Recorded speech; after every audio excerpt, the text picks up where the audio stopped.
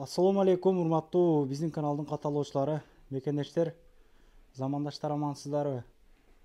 Москва жергесинде парк иштеткен, офис иштеткен биздин эже карындаш, ага инилер, сиздерге жакшы кабар менен чыгып атабыз. Кудай кааласа, принтерлер сатылат, компьютерлер, ноутбуктар сатылат и оңдошот дагы экен. Гарантиясын беришет экен. Каалаган форматтагы принтерлерди бул жерден тапса болот.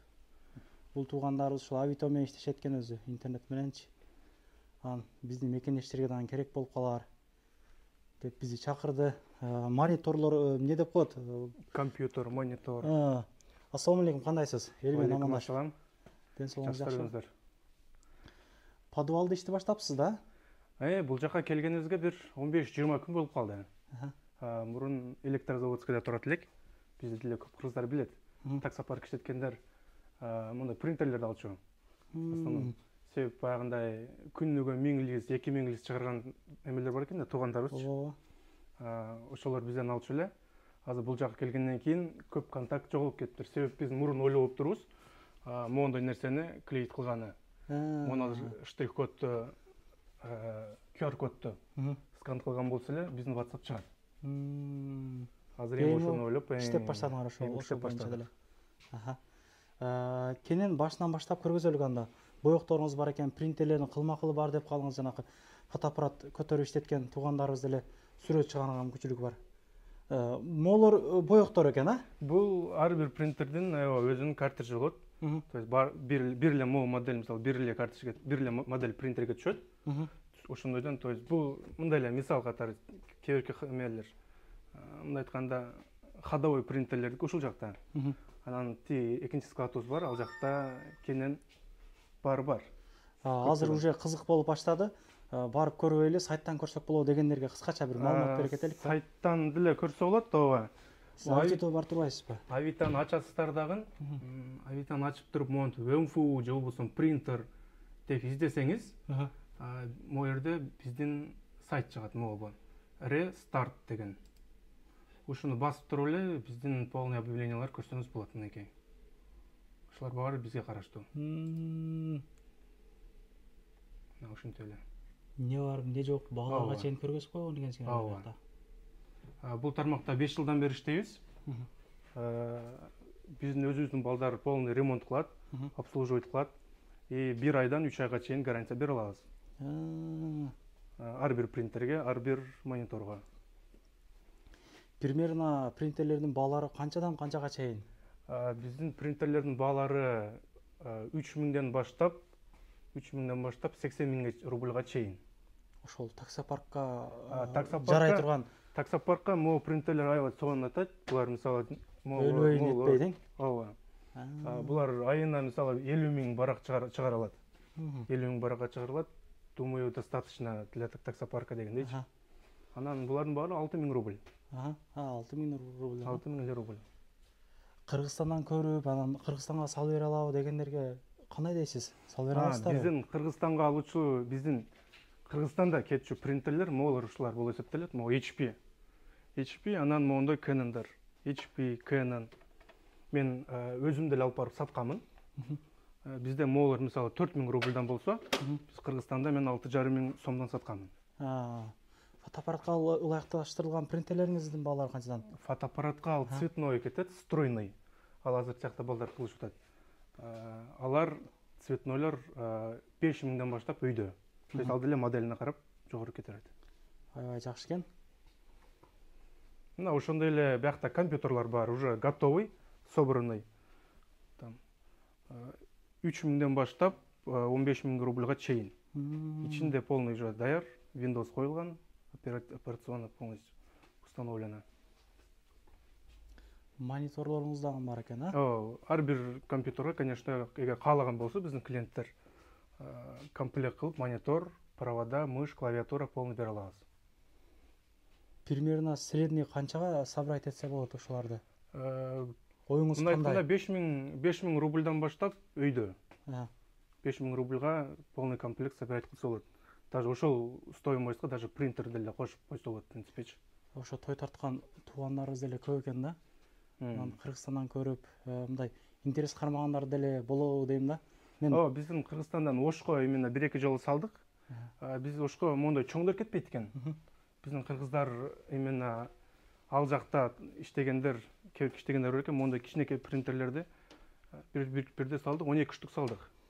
Для пробы. Авиакасса коюп алып 20 рубльден чыгарып берет эле биздикилер. Добрынинскийден да алган клиенттер бар эле, кстати. Ошол принтерлер деле. Анан ооба, ошол. Анан моундай МФУлар бар. Булар 3 в 1 кетет, самый компактный кичинекей сон. Биздин именно кыргыздар деле жакшы алышат ошолорду. Орустар жакшы алышат.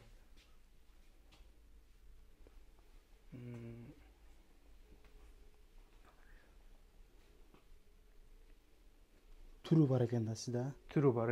Анан ушул келишкен болсо, ушул Москвалардан албетте скидка кылып беребиз. Мисалы, могу принтер 8.000-9.000 9.000 турган болсо, Авитода. Биз кыргыздар именно Москвалар деп келген болсо, бир картридж белекке берилет. Бул картридждин баасы өзү 900 рубльдан сатылат. Эгер отдельно алган болсо. Бирок именно Москвалардан келдик деген болсо, бир картридж белекке бере алабыз. Ишиңизге ийгилик. Доставкалар барбы жокпу? Доставка в пределах МКАД. МКАДтын ичинден 700 рубль болот. Любой количество, любой принтер. Канчага чейин гарантия берем деп калдыңыз? 1 айдан 3 айга чейин. 3 айга чейин. Ооба. Булар кандай принтерлер? Бушный жаңы дагы элге. Булар баары бушный. Булар бушный дегенде эми ойлоп калышы мүмкүн, жанагындай уже иштен чыккан тияк депчи. Бирок бушныйлардын неге до сих пор алышат орустар именно? Себеби булар жаңы принтерлерге караганда эме кетет, бышык, ремонтоспособный деп коет. То есть бир жер бузулган болсо, оңой эле ремонт кылып алат. Ал эми жаңы принтерлер андай нерсеси жок. Жаңы принтерлердин мондай мисалы картриджи 500 баракка жетсе, булардыкы 1,5 миңден баштап 15 миңге чейин жетет. И при этом арзан. То есть жаңылардыкы чем новее, тем дороже дегендей. Вот ошого биздин ошого чейин жакшы иштеп келип атабыз. Ошого деле орустар именно бушныйга көп таянышат да. Российский деп биздикилер деле талашып алышат го негизи бир нерселерди. Эски болсо да. Канча товар мисалы мурун именно жакшы принтерлер чыгарышкан экен, ошого до сих пор сатылып атат да. Эгер жаңылар ушундай качествода чыкканда, булар кетпей калмак. Мына ушундай туугандар. Керек болуп калса, чалыңыздар, жазыңыздар. Иштөө убактыңар кандай? Иштөө убакты күнүгө, точнее в будние дни саат 10-дон 7-ге чейин, а выходные 11-ден 7-ге чейин. То есть без выходной иштейбиз. Заказ бериңиздер. Кыргызстандын булуң бурчунан заказ берсеңиздер болот. Анан Россиянын булуң бурчунан заказ берсе, Россия почтадан жөнөтө бересиңер. Ооба, ар бир транспорттун компания менен жөнөтөбүз. Аябай жакшы мүмкүнчүлүк. Туугандар, өзүбүздүн кыргыз мекендештери ушундай иштерди кылышат экен. Мен биринчи жолу келип ушундай көрүп отурам. Бул аябай жакшы жетишкендик негизи. Ооба, бул жерден клиент келгенде текшерип, могул жерде пробный печатьты кылышып беребиз. Оңдоп бергениңерден жакшы экен. Ооба, оңдоп беребиз. Бергениңерден жакшы экен. Ал бизден техника албаса деле, бирок алып келсе оңдоп беребиз, ооба. Ишиңиздерге ийгилик, элдин кызматына боло бериңиздер. Адрестер жазып койдум, ушул метро, проспект 1-га жакыныраак жерде жайгашыптыр. Парковкасы бир аз проблемарак экен, чалып келсеңиздер аябай жакшы болот. Двору бир аз ремонт болуп атыптыр азыркы учурда. Ооба. Ошол азыркы учурда парковкасы бир аз проблема, себеби ремонт кетип атат. Ал эми эртең ремонт бүткөндөн кийин ар бир клиентке кирүү мүмкүнчүлүгү болот машина менен. Видеону туугандар ошол керектелүүчү, мисалы парк иштеткен туугандарга жөнөтүп коебуз. Скриншот кылып алыңыздар, керек учурда чалсаңыздар болот. Ишиңиздерге ийгилик, тынч аман ушул Москвада ушул YouTube аркылуу болсоң көрүшүп тура элек. Кимдир бирөөдө кирди чыкты маселелер болуп калса, чет жерде жүрөбүз, бизди 70% ушул Москвадан көрөт. Издеп жүргөндөр болсо, таппай аткандар болсо, сүйнөгам сунуштайм. Чыкпай туруп чорныйдан базадан текшерип берет, келгенден кийин 3 ай коюп берет. Кенен кесир Альфардтар менен барып келесиздер. 24 саат бою кызматта. Чалыңыздар, туугандар, жетишип калыңыздар, алып калыңыздар. Жакшы мүмкүнчүлүк.